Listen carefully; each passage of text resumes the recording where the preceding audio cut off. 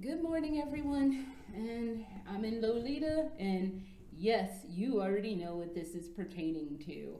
And I don't know how long this particular Lolita vlog is going to be. I actually have extensive notes for this, so I'll try to keep it brief as possible, but I do have to address, and it's not to pile on, but I do need to address the whole apology slash non-apology by Tyler of Scarfing Scarves, and how things have just devolved into such a spiraling fucking train wreck.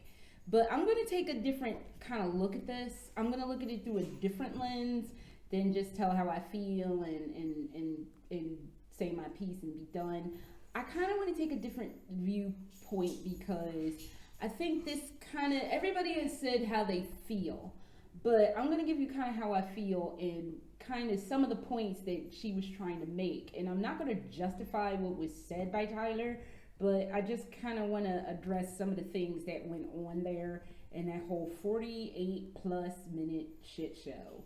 And the hornet's nest that got kicked over, and possibly touch on a little bit why people are now really feeling angry and disgusted. So I have introduction. So let me tell you about my Saturday. Okay, Saturday I woke up and I checked my phone like I always do, and I was seeing all this stuff like, did you see Tyler's video? Did you see what she said? Blah blah blah. It was like 6 in the morning because I just woke up too early Saturday morning. I was like, I'll deal with this later.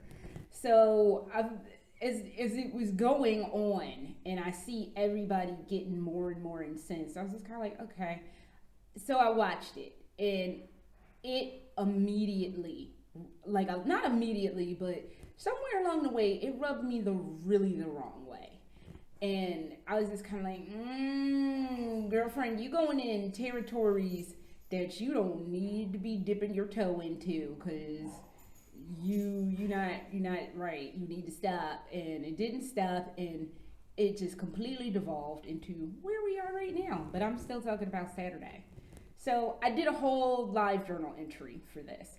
Yes, I still use my live journal. Like every year I do a year in review, and last year I had barely nothing on my live journal. So I made a promise this year that I would write at the beginning of the month and the end of the month. The beginning of the month was that nonsense with the Capitol riot. The end of the month was basically, the end of January was basically all that nonsense that just happened with the Tyler incident. So yeah, that is why I keep my live journal. Anything that I feel like I can't discuss in a more public forum, I keep my live journal so I can discuss it to myself and be like, at least I got that off my chest and it's not festering inside me like some craziness. So that live journal entry literally took all day. So my husband didn't really feel like doing a lot around the house, but while he was watching TV, and I was just in there typing my thoughts out on this situation, and I was gonna let it go with that. And then later on after dinner, we were still watching TV together, and I'm still like playing on my phone at this point, and he's like, let's watch this British show. It's something about as time goes by, or days pass, or as the years pass, some shit like that. And basically, it's kind of like an alternate universe story. It was done in 2019, but it was, my husband kind of looked at it as like an alternate universe story where Trump wins a second term and then starts a war with China. And as I'm watching this show unfold, it's like I'm starting to get nervous, and I'm starting to do what I do when I'm panicking, and that is I'm starting to breathe all weird. And I'm realizing that I'm spiraling myself into this panic attack, and it's getting weirder and worse. And then after the basically they in this show, the United States drops bombs on this island in China, because China likes to invent little islands and say, oh, this is Chinese territory, and then stick military people on it. In the show, that's what they were doing, but America bombed it because that just seems like on brand for something Trump would have done. And thankfully, that is not a reality. However, you couldn't tell that to my brain that had spiraled this into something cataclysmic and I started hyperventilating. I had to leave the room. I went into the dining room and was all upset. I couldn't calm down. I ran into the kitchen and couldn't calm down. I finally ran upstairs to my bedroom and still couldn't calm down and started hysterically crying and hyperventilating. And I had to talk myself off a ledge.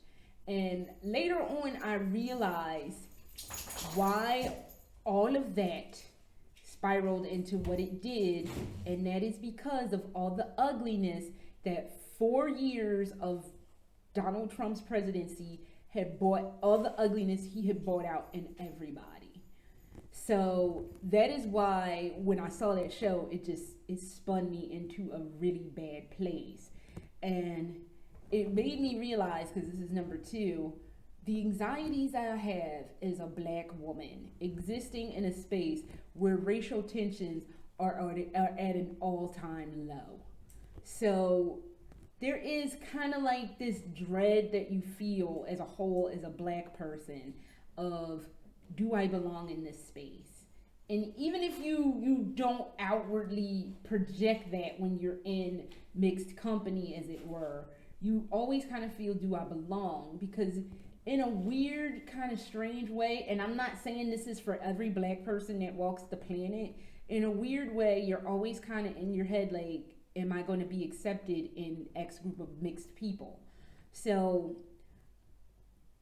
it makes for a really strange situation, especially when you're in things that are otherwise considered nerd culture, like video games or Lolita or anime or comic books or Star Trek or whatever. It makes it a very strange thing that you kind of feel like you have to ask to be accepted.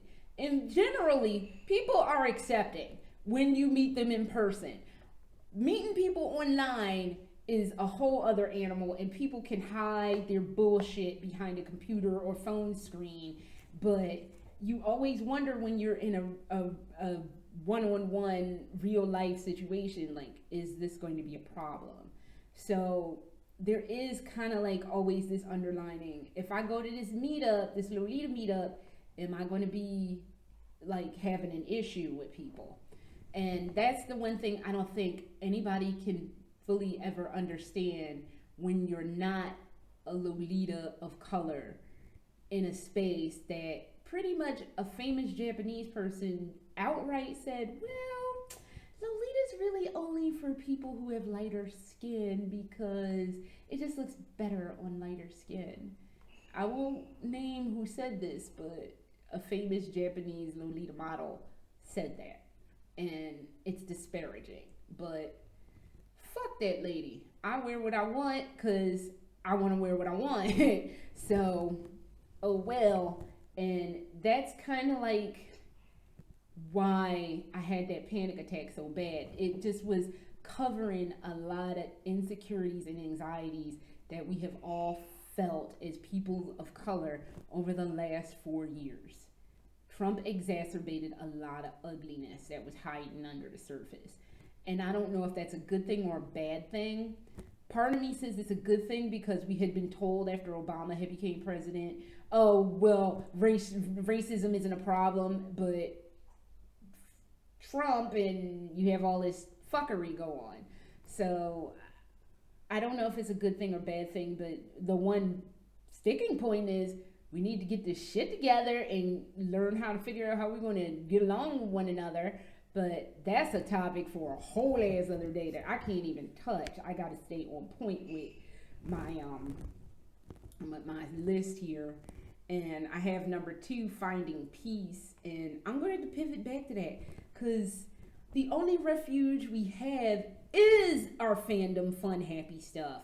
Which, after incidences like on Saturday with this video, makes it harder for people of color to exist in a space where we once again feel like we're not welcome.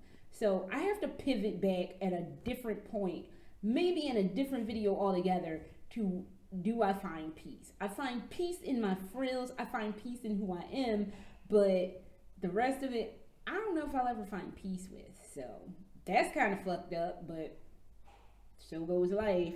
So number 2 on this list is a quick note on cultural appropriation and the hill that I will die on. So in Laura's apology, which I totally glossed over, it was such a non-issue for me that I glossed over it when I covered Laura's apology, that she had apologized for doing the Harlem Shake in some kind of kneeling thing, pose thing. I'm not gonna get into that because honestly, I don't give a shit. I knew the Harlem Shake was kind of dead because I used to be in a women's club, and one of the ladies in the women's club, her office did the Harlem Shake, and I was just kind of like, okay, this meme is dead. You got these adult old ass women doing this Harlem Shake. It's time to make it stop. So I was just like out on that anyway. So the idea that a dance move or a pose or anything like that is some kind of way cultural appropriation baffles my mind. This is the hill I'm going to die on. I will go to my grave saying cultural appropriation goes to your intentions. If you are intending to do something gross and just be gross and make fun of a mockery or otherwise shame another group, then that is cultural appropriation. I.e., if you are a Latinx person and you go to a Japanese festival and you're wearing a kimono, that is not cultural appropriation. You are wearing the appropriate garment for the appropriate occasion. You are not making fun of Japanese culture. It is an appreciation for it, not an appropriation for it. Conversely, if you put on blackface and you're not black, and you put on a bad wig talking about I'm black and you look all weird and like stereotypical, then yeah, that's appropriation and you're a fucking dickhole and you need to be ashamed of yourself. So there are differences. I will die on this hill. Cultural appropriation goes to intent. I don't think a dance move is cultural appropriation because it's not going to ill intent or malicious intent. It's just a dance move that went viral, that went a bridge too damn far, so it's not appropriation. I really wish people would stop and fucking think before they start throwing out, oh, that's appropriation, because the term gets wildly misused and exceedingly abused, and not every fucking thing under the sun is cultural appropriation. This the hill I'm dying on, and that's just the hill I'm going to die on. I will say it till my dying breath. If it's the last fucking thing I ever say before I die, if I got stabbed today and I'm dying on the sidewalk, I will say cultural appropriation goes to intent. So that is all on that note. So I wish people would get their shit together and stop saying every fucking little thing is appropriation, because it's not. So number 3 on this list is, I want to pivot to something that Tyler said, I don't remember, at some point in her video, I think in the very beginning, that she was concerned for her friend Laura and she wanted to come to her defense. And a part of me gets it. I am one of those people too who, if somebody comes after somebody I love and care about, yeah, I'm going after the other person, and I'm going after them hard. And it's a reactionary thing, and I have been reactionary in my life, and it has cost me dearly. I have gotten into so much trouble because I have just had these snap reactionary reactions to things, and I didn't stop and think and consider what may happen down the road. Tyler is reactionary too, as evidenced by her 48-minute fucking diatribe about how these people are wrong for having feelings, and this is why your feelings are wrong. And that is more or less what went down in that 48-minute diatribe of your feelings are wrong and here's why.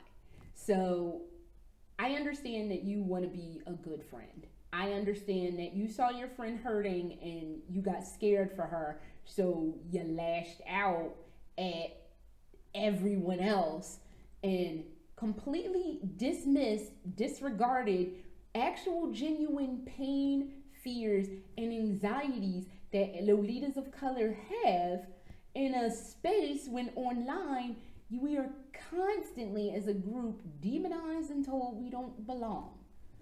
You derided the feelings of people to prop up the feelings of another. That is not good friendship. So in this, I had found a Psychology Today article. Give me a second. I put it on my old phone. This is my Germany phone, so I have to re-find it for this phone. But I'll let you know what Psychology Today says about being a good friend. Hang on. All right, these are the 13, according to Psychology Today, these are the statements you have to ask yourself. There's 13 of them. Am I trustworthy? Am I honest with others? Am I generally very dependable? Am I loyal to people I care about? Am I easily able to trust others? I experience and express empathy for others. I am able to be non-judgmental. I am a good listener. I am supportive of others in their good times. I am supportive of others in their bad times. I am self-confident. I am usually able to see the humor in life, and I am fun to be around. So they were like, the first set of questions, the first 5 questions relate to integrity and trustworthiness, honesty, loyalty, dependability.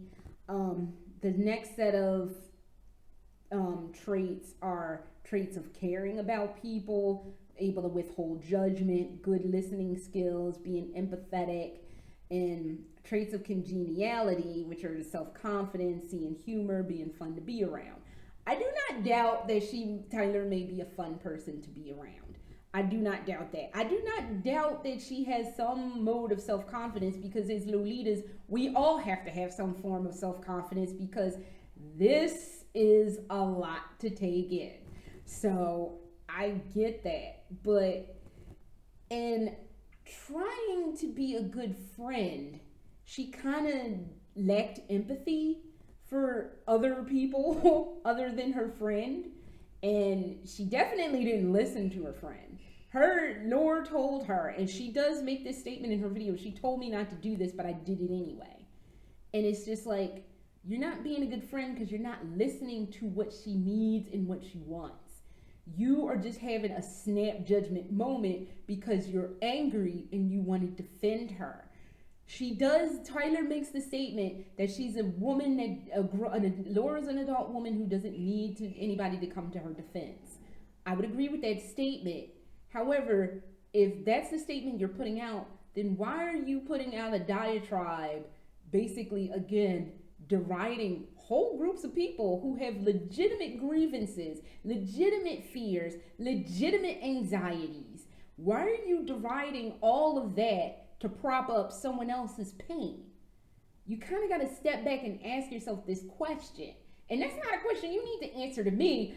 That's accountability to yourself that you need to answer. So it's good to be supportive, because I just looked at something that says it's good to be supportive. And how she could have been a better friend in this was text her, call her, Zoom or FaceTime, Facebook Messenger. Dude, if my about to be 66-year-old mother can fucking call me on Facebook Messenger and we can have a face-to-face conversation, and she is an older person, then you definitely can get your shit together to fucking Facebook message somebody to say, are you okay? How are you feeling? What do you need from me? And if your friend is like, I just need you to listen to my concerns and don't do a video, abide by what your friend wants, because that makes you a good friend. Posting a 48-minute diatribe, again, deriding other people's fears while propping up others, and then capping it off with y'all are abusive. You didn't do what you were supposed to do as a friend. Your self-righteous indignation was totally on you. So, I don't know, take this moment and learn from it. I don't fucking know. This is your moment of self-righteous indignation. It's not even Laura's. Laura was fine. In fact, everyone was fine. Because the people who had a problem were going to have a problem, and they were going to either sort it out or not. The people who didn't have a problem, which I was in that group of people, were just like, oh, okay, this happened, oh well, whatever, and they moved on, and everybody was in the process of moving on, and here you come throwing rocks at a hornet's nest, and then when the killers murder hornets came out of it, it's like, well, everybody piling on me. And I don't know if that's what's being said at this point, but I'm pretty certain that's probably the feeling of right now. And again, this was your moment of self-righteous indignation that you should have just more or less kept to yourself. Get a live journal, because that's what I do when I'm having self-righteous moments of self-righteous indignation moments. I go running a live journal, so that way my shame is not super fucking public. So there's that happening, but I don't fucking know. So yeah, so I'm sure she's a great friend. I'm not gonna sit here and say, oh, she's a god awful friend. I don't want her to have to be my friend. Like, I appreciate the white knighting, but it wasn't warranted. So again, if you're feeling frustrated and angry, get a journal. That's why we have them. Online, offline, whatever. Get a journal. It'll help. Journal your feelings. Isn't that what they always tell people? So in that, and there was a lot of discussion about whether Laura was being a performative ally, and I won't even go on a limb and say that she was. I'm not even gonna go on a limb and say Tyler was being a performative ally. I just think she popped off and came out her face real bad because she wanted to come to the defense of her friend. So I understand that, but that's her cross to bear. It ain't anybody else's. So in that, I was looking at the importance of allyship. And basically, I found, and I will post a link to this, and I will also post a link of the Psychology Today article of Amnesty International rules for being a good ally. Let me see if I still have that floating around. Okay, I do. See some notes, just once. Oh no, this is the definition and characteristics. I'll post this too, but I have it as a PDF now, and I don't know if I'll be able to post that link, but let me see. No, I'll do this one. Okay. Yeah, this is the Ally International. The article itself is called How to Be a Genuine Ally. And they give you, oh, wait a second. That's like all this stuff about, before we begin, check out our website. But Amnesty International is, if you ever wanted to find a cause to support, Amnesty International is a good one to look into. So basically, here's always like, why is diversity and inclusion important is some of the topics. What is an ally, and what do we mean by marginalized groups here? I'm getting old and my eyesight is starting to go. So let me turn this way. Okay. Ally, hold on. An ally is someone who takes action to support a group that they are not a part of. They develop strong ties to the group while remembering they are there in a supportive role. They know to turn up when needed and when to step back, never taking the spotlight. Allies are not saviors. They know the people they are supporting can raise themselves up. They champion the needs of the group and use their power to amplify that group's voice. An ally is an advocate within their own groups to tackle ignorance and getting more to become allies. That's actually what Laura has been doing. And despite what Tyler tried to say, that Laura tried to be an ally but was shut down by the Black Lolita community, which in and of itself was a half-truth, the Black Lolita community did not try to shut Laura out of the conversation. They just tried to steer her in a more clear direction. But that's what happens when you try to spin a narrative to demonize others. And even if that's what she'll say, that I'm taking that out of context, that's actually what you did. So then they have other things, how to be a genuine ally. They said you need to think about how you, first you need to think about how deep you want your allyship to be.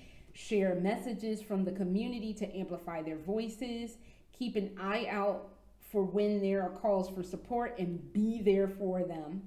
These communities do not need saviors, but allies that will work in solidarity. Make sure your activities line up with what they are calling for. And this one is on the other side because there's a bunch of them. It says, always seek consent for your activities. This is not a one-time thing. You do not need to be doing it every time. If it isn't obvious if they need support of an ally, ask them. If they say no, then respect that and step back, which is, again, what Laura had done. So, no. The short answer, no, she wasn't being a performative ally.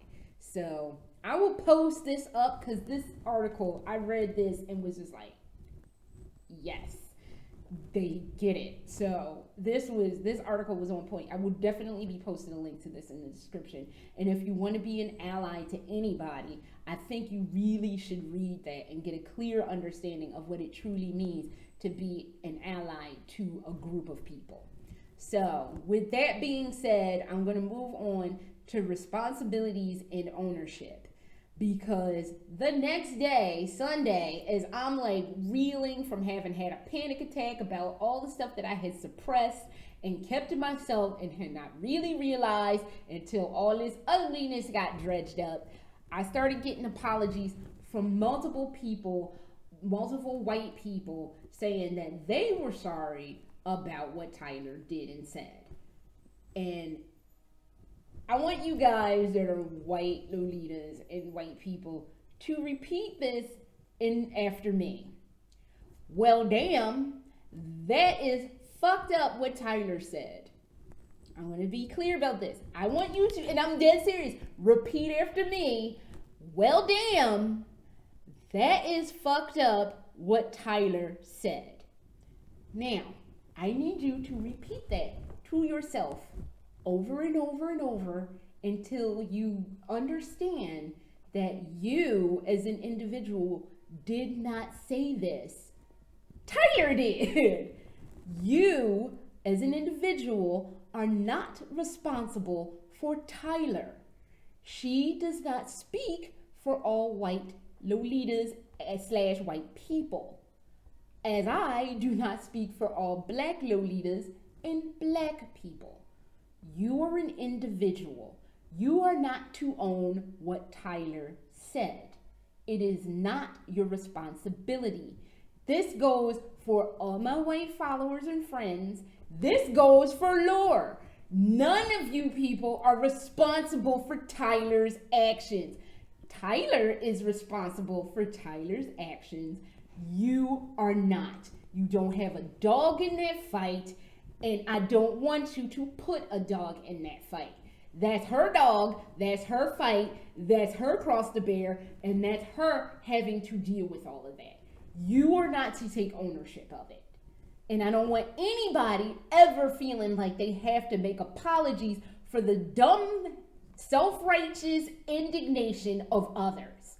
So, seriously, from now on, if anybody, and I mean anybody, tries to dredge this up again and they looking at you, just say, well, damn, that was fucked up what Tyler said. And if they try to put it on you, don't accept it. It is not your burden to carry. It is not your dog. It's not your fight. It's Tyler's. She has to own that. And it's not yours. Do not apologize for this. Just say, seriously, that's fucked up what she said. So you just do you and be you and keep it moving. This is not, do not apologize for the self-righteous indignation of others. So that is all I got to say on that one. And I'm so sorry for anybody who felt like they needed to apologize to me or any other person of color, because again, That's not your dog. That's not your fight. Don't apologize. You should not take ownership for the misdeeds of others. So, yeah, and I won't allow it. So, yeah. And lastly, cancel culture, quote unquote, deplatforming, and where do we go from here? And that's blank as shit, because I didn't know what to write here. So, I haven't seen anybody say this, but if ever it does creep up, I want it to be known that I do not support deplatforming or otherwise canceling anyone in this situation. Honestly, it's kind of that age-old adage, look before you leap. And she ain't looked before she leapt. She just jumped in and just face planted all over the ground, and now everybody's pissed. And I've heard repeatedly, like, if it just felt like what Tyler did just felt like all the good that came from the Kawaii Melanin collab just was for nothing. And I don't want anybody to feel like it was for nothing, because you fight the good fight, because that's just how it is. You just keep disproving the dumb fucking stereotypes that people hold. And yes, it is exhausting, disproving the dumb fucking stereotypes that people hold. But I'm not going to say, oh, you got to deplatform these people because they're toxic and bad. Everybody has a moment where they just pop off and just come out of their face, as they say, and just have diarrhea of the mouth. Granted, you should take a step back, or, I don't know, have a couple of people look at, if you're on YouTube and you're a popular YouTuber, and just have somebody look it over and be like, I think you should back the fuck off. It's okay to take an extra moment to think. It's not okay to film a 48 plus fucking minute video, edit the shit, because God only knows how fucking long it was before she edited, and then be like, no, that's acceptable. Let's post this. So, especially when you're angry, because some of the most ridiculous shit comes out of people's mouths when they're angry. And the weird thing is, and I always say, when people are angry and they say shit, that's when they feel comfortable enough to say the most egregious shit, and they actually mean it. And that to me is fucked up. So you never post things in anger. It's okay to get mad. Everybody does. It's even okay to want to defend somebody that you care about. I'm not saying that it's not okay, but putting down people and just completely disregarding their pain to prop up someone else's, it's just something so slimy about that I can't even properly explain with words, I think, that are coherent. So I'm not advocating that anybody be deplatformed. I just know personally for me, I will never again watch anything Tyler produces. I'm just not interested. I have unsubscribed from her channel, and I have placed on my YouTube, do not recommend this channel to me, because they tried to recommend me that damn video, and I was just like, do not recommend this video to me, because I can't handle it. And as for an apology, I don't want one. It's evident that she's not going to issue one. Again, this is part of the self-righteous indignation that she feels. She's not going to issue one, but even if she did, I don't want it. I'm done. I'm out. I'm tired. And I know people are tired of hearing how black Lolitas are tired, but in this circumstance, I'm not only just tired, I am annoyed. I am extremely annoyed, because all of this had been settled. The dust had settled, and then here we go. We're going to make fucking Mount Vesuvius during, like, when Pompeii was still popping, like at the height of its poppiness. Here comes Mount Vesuvius spewing lava all over everybody, killing them, and they're dying, screaming on the floor. So next time you want to have a moment of self-righteous indignation, why don't you take a day or two, maybe a week at best, to stop and think, is this what the fucking community needs right now? Because it literally did not. None of it was necessary. And even worse, on being unnecessary, nobody fucking asked for it. So I don't know what's next. I know what's next for me. I'm going back into video game land for a little bit because video game land at least doesn't piss me off. Like, them video game folks, like, they'll be like trying, especially for the Resident Evil kids, they'll try to be at each other's throats, but then they'll be like, fuck it, because we know Capcom's gonna fuck up at some point, so never mind. I'm going back to my video game stuff for a while because all this drama is exactly why I don't put myself on the online community like that in Lolita, because it gets ugly and it gets ugly fast. And I like Lolita so much, and I don't want to have this view of, fuck this, I don't want to do this anymore. This is why when it comes to Lolita stuff, I'm like, it's like that adage, never sit too close at a ballet, it spoils the illusion. This is why I don't get involved, because I like to be in the nosebleed section at the Lolita ballet, because I know up close is some fuckery. So I don't want anybody deplatformed. I don't want to see anybody leave forever. I just want everybody to get their shit together and realize, look, this is what we do for fun. If you're one of the very few fortunate people that actually make money from your hobby, I am very happy for you. I am very proud of you. But this for me is a good fucking time. And I will not have abject stupidity, fucking self-righteous bullshit ruining my good fucking time. Because God knows during a pandemic, in times of political strife, and all the other madness that goes on this crazy blue ball that we live on, the one fucking thing I would like to have is to get put on a frilly damn dress and have a good fucking time without hearing any bullshit. So get it together and stop posting self-righteous fucking diatribes. Everybody else, this will pass and we will persevere and keep it moving because that's what the fuck we do. So that is all I have on this farcical fucking situation. And I never, ever in life want to have to go down roads like these ever again. Because I'm sick of the shit. And I do this for fun. And y'all making it where it's not fun. So, and that was always one of my primary things. I said I would give it up if it's not fun or I couldn't afford it or whatever. And right now it's not fun. So I'm going to take a break from the shit and go play me some video games. So until the next time, later.